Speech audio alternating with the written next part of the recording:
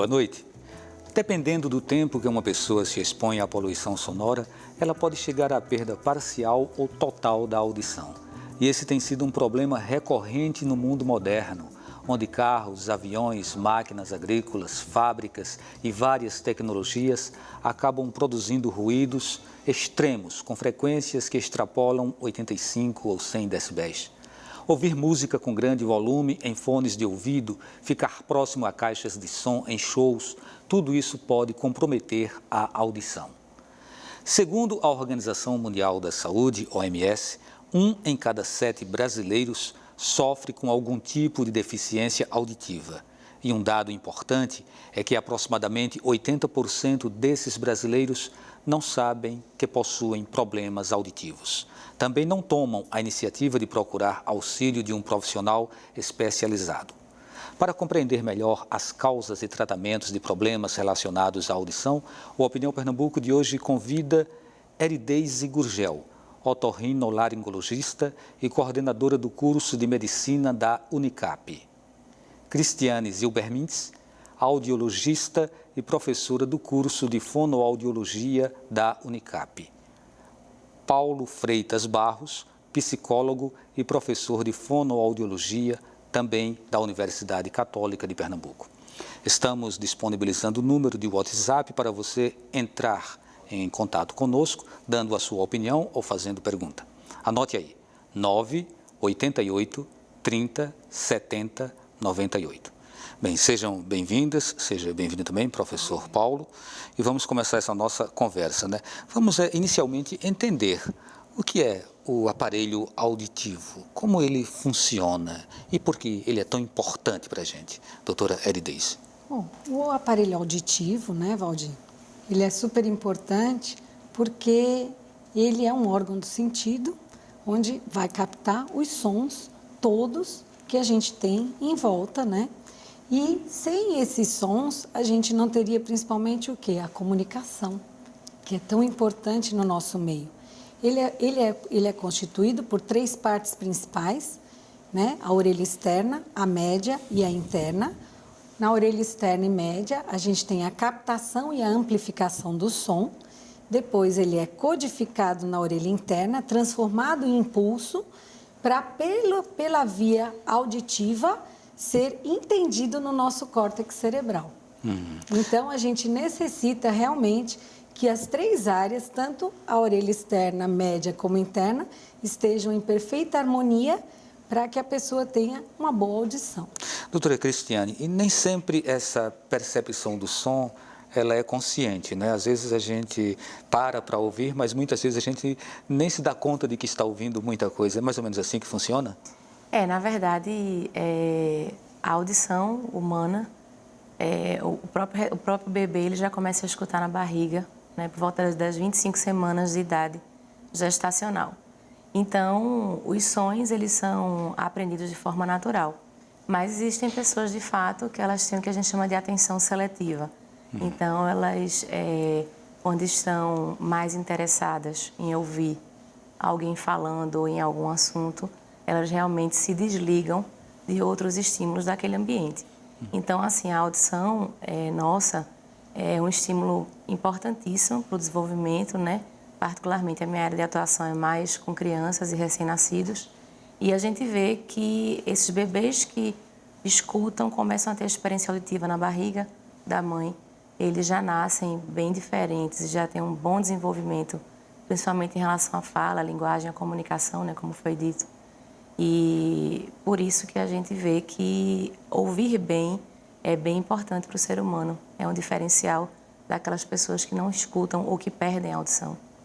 Nós temos muita curiosidade em relação a essa audição infantil e a gente vai aprofundar essa questão ainda ao longo desse programa. Mas vamos passar, nesse momento, a palavra para o professor Paulo, que trabalha mais com idosos, não é? Boa noite a todos. Você lembrei bem uma situação. Eu estava falando uma vez sobre surdez, né? E conversando com as pessoas, de repente eu continuei a falar. Então elas começaram a ficar assim, o quê? Começou a dar uma angústia e eu continuei. E elas não sabiam como agir mais. esse desconforto é tão importante, porque se a gente comparar as pessoas que já perderam a visão com aquelas que tinham audição e perderam a audição, quem é que sofre mais? Sofrem muito mais, pessoal, aqueles que perdem a audição. E é natural, com o envelhecimento, a gente ir perdendo a audição, como todos os nossos órgãos envelhecem, o ouvido também, né? E a comunicação é mais afetada, como já foi dito aqui pelas colegas, né? E a gente tem que ter o máximo de ciência possível, de tecnologia possível, de psicologia possível, para ajudar essas pessoas. E a gente espera conversar muito sobre isso, porque qualquer um de nós pode ser candidato a um dia perder a audição. Nós temos as pessoas que perdem a audição ao longo da sua história de vida, outras já nascem sem audição. Para a gente se situar também ainda mais um pouco, qual é hoje a quantidade, o número de pessoas surdas no Brasil que já nascem surdas e de pessoas que costumam perder essa audição durante a sua história, doutora Aridez? Olha, há uma grande dificuldade de você ter o número exato, porque infelizmente a surdez ela não é de notificação compulsória. Isso é algo que dificulta, mas estima-se que mais ou menos anualmente, né, se verifica que você tem em torno, atualmente, né, dados recentes, 31 mil pessoas com surdez severa a profunda. E dessas, 16 mil, de 13 a 14 mil, não chega a 16 mil, não se adaptam ao aparelho auditivo e necessitam de um implante coclear. Então, é um dado estatístico alarmante, se a gente pensar em termos de saúde pública.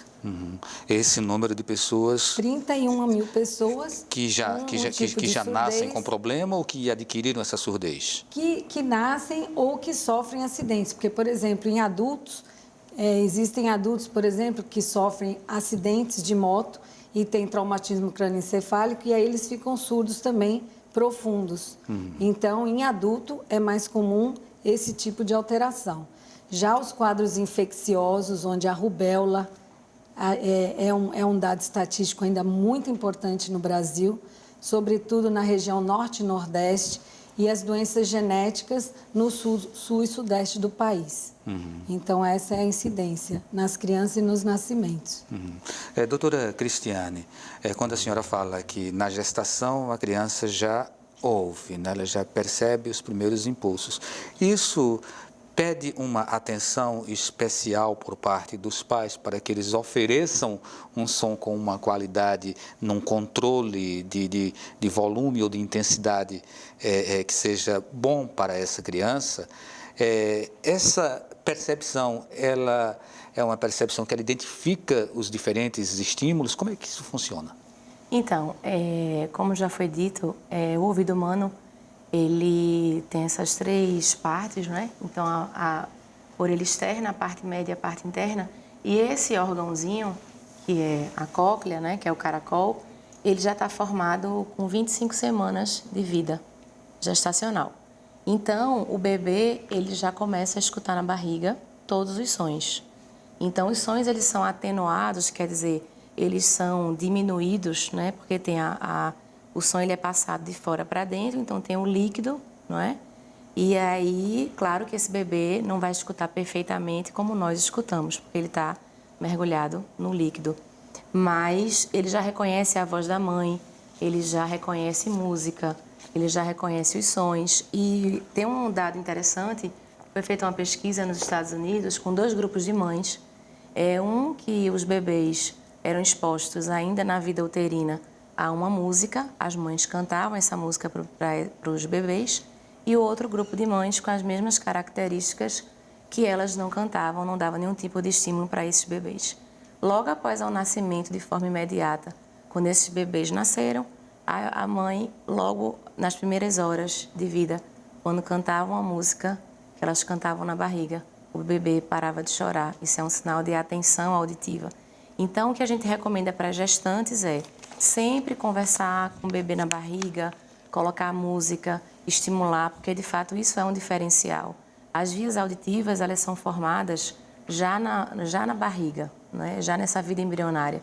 Então, quando o bebê nasce, à medida que ele vai sendo exposto aos estímulos, então música, ações ambientais, a própria voz humana, ele vai criando uma memória auditiva para ele desenvolver a fala dele.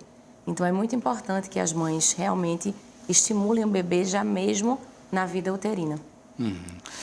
Doutor Paulo, se a gente for levar essa realidade, né, da música que chega para um bebê, se a gente for levar para a realidade de pessoas bem idosas, e aí até que ponto o estímulo através da música ou de sons bons, né, podem melhorar a qualidade de vida desse idoso? Isso. Existe uma coisa muito importante. A gente vai guardando na memória todos os sons desde o começo, né? Então, imagine quanta informação sonora tem no cérebro de um idoso.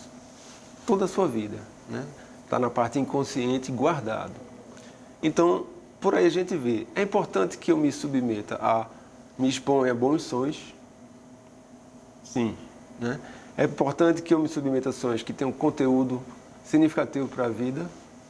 Sim, porque tudo isso vai aflorar no final da nossa vida, ou em qualquer momento que você desperte essa consciência. Porque o som contém toda uma simbologia, né? Esse som já ouvido lá atrás, quando você ouve novamente. A todas as nossas memórias. Ele não está só isolado assim, a caixinha do som.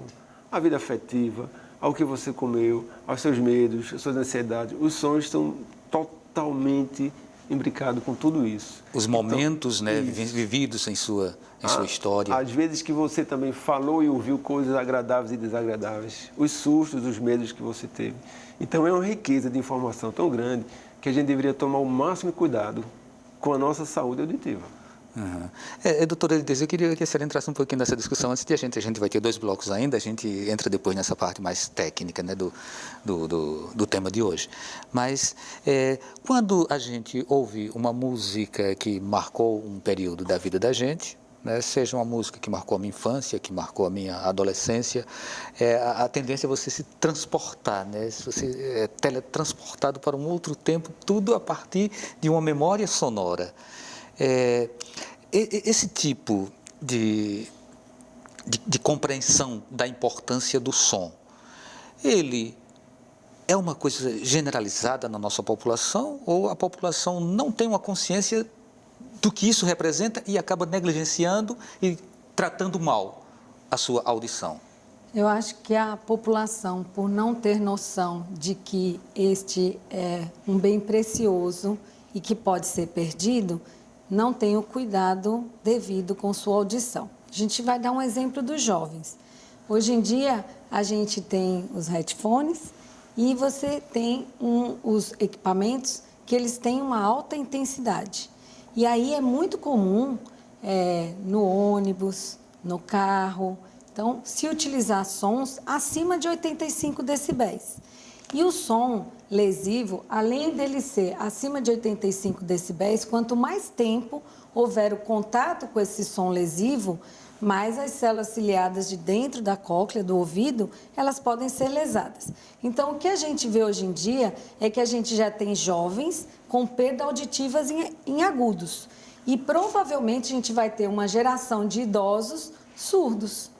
Isso é uma consequência, porque além do ruído de exposição ao trabalho, nas ruas, uma coisa que a gente nunca vê um cuidado maior, eu vou dar um exemplo de um trabalho muito insalubre para a audição, o policial, aquele que fica em frente ao Hospital da Restauração, onde você tem um trânsito enorme na Avenida Agamenon Magalhães, ele está exposto ao ruído dos carros e à poluição. Então, às vezes, também há uma associação da poluição ambiental, juntamente com o ruído e, às vezes, o cigarro, onde você pode ver ter um trabalhador também fumante, e esses fatores, eles associados, pioram mais rapidamente a audição. A gente vai fazer um intervalo e daqui a pouco a gente volta conversando sobre esse tema, né, sobre a importância da audição para as nossas vidas. Até já.